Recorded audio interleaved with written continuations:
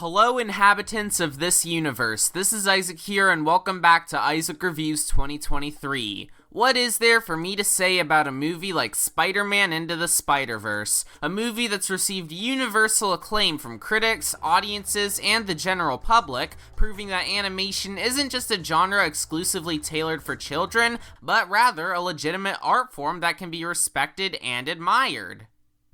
Well, here's something I can say about it. Everything people have said about it is true. This is easily one of the greatest animated films ever released. Everything about it is so impeccably perfect that if I were to give every minor detail as to how great it was, we'd be here all day. But I do want to say this one other thing that really made me respect Spider-Verse even more, its impact on animation as a whole. While I'd argue that the Peanuts movie walked so Spider-Verse could run, a lot more animated movies since 2020 have been taking notes from Spider-Verse's innovative animation style while also adding their own unique spin to how they look, and I am totally on board with it. I even gave this art style my own sort of nickname, Spider-Versian.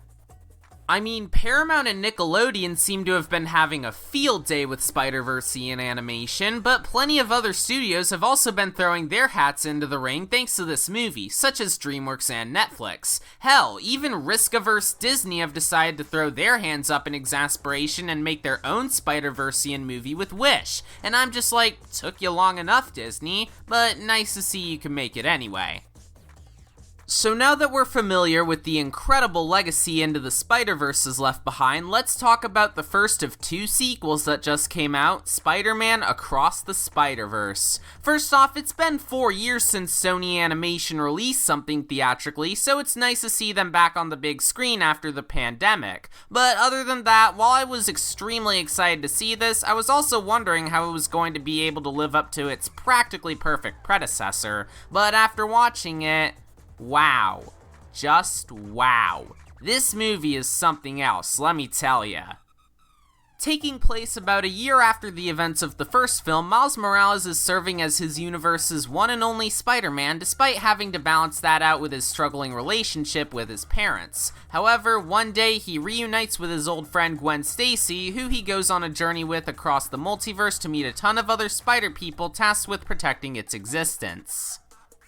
However, Miles begins to clash with the de facto leader of the Spider People, Miguel O'Hara, on how they'll be able to handle a new threat in the form of the Spot. So, after being pitted against his fellow Spider-Men, Miles will have to redefine what it means to be a hero so he can save the people that he loves most. Into the Spider-Verse was already a deep dive into what it truly means to be Spider-Man, but Across the Spider-Verse dives way deeper into the sacrifices Spider-Man has to make, playing into Miles' character arc of being his own unique person instead of doing what people expect from him. We see that concept presented early on through his conflict with his parents, but it only increases once he meets Miguel O'Hara, who's basically the personification of those whiny snowflake film nerds on Twitter who think Peter Parker is the only Spider-Man. And while I do think the movie could be a bit too ambitious at some points and that there were some ideas it could have handled better, the writing here is superb. Phil Lord and Christopher Miller have never failed to disappoint me with their work, well, for the most part, and their filmmaking prowess truly shines with Across the Spider-Verse, with tons of hilarious jokes, extremely impactful drama, and tons of plot twists towards the end that really took me by surprise. And like another movie I recently talked about, this one ends on a massive cliffhanger, and all I can say is that I cannot wait to see where it'll go for Beyond the Spider-Verse next year. In addition to the great writing, all the characters are fantastic, both old and new. One surprising aspect of the movie is that Gwen Stacy has a much bigger role in the story this time around, both with her development as her own universe's Spider-Woman, which leads to some great emotional moments, as well as actually being a great metaphor for being transgender, and her relationship with Miles, which factors into his own development while also giving Gwen her own moments to shine. We also got Peter B. Parker returning to add to the humor and drama, Spider-Man India and Spider-Punk being absolute comedic riots, the Spot being yet another villain who's got tons of hilarious moments while also being a legit threat, and Miguel serving as a great secondary antagonist with his and Miles' conflicting ideologies.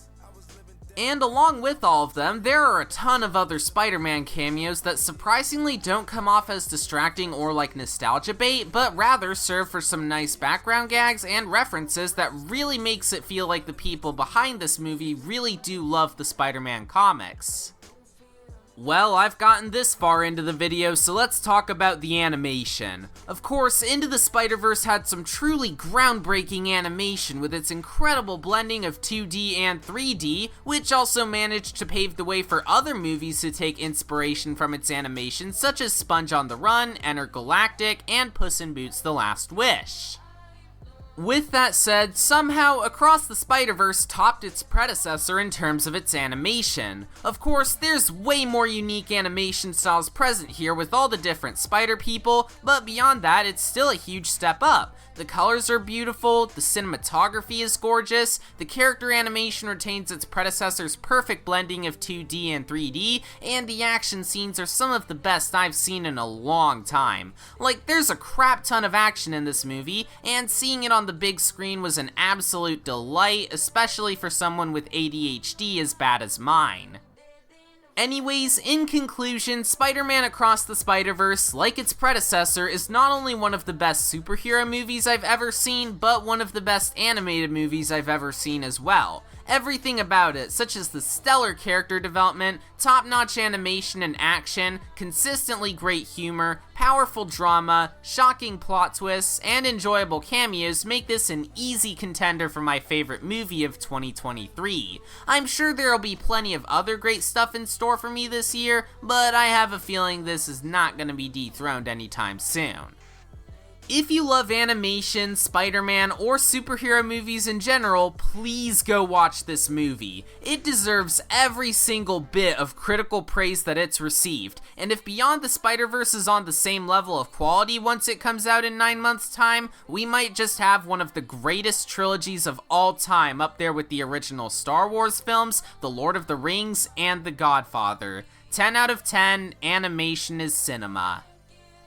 Next time, I'll be reviewing Transformers: Rise of the Beasts. While the Michael Bay Transformers movies are complete garbage, I honestly really liked the previous spin-off, so I'm hoping that this new one can also be good. Anyways, thanks for watching this episode of Isaac Reviews 2023, like and subscribe for more content like this, and I'll see you all beyond this video. Bye!